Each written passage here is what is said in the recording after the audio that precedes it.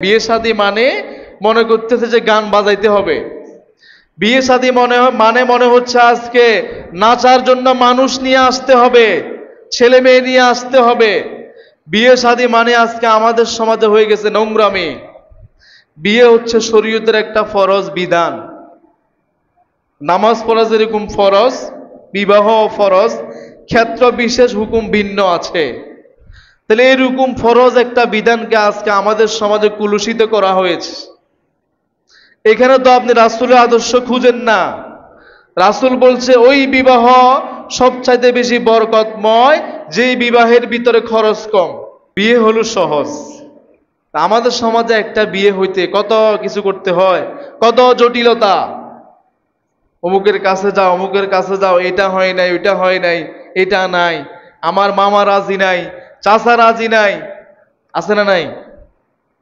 এই যে কঠিন করতেছেন কেন? এখানে আপনি রাসূলের আদর্শ খুঁজেন নাই। রাসূল কিভাবে বিবাহ বন্ধনে আবদ্ধ হতে বলেছে ওইটা আপনি দেখেন নাই।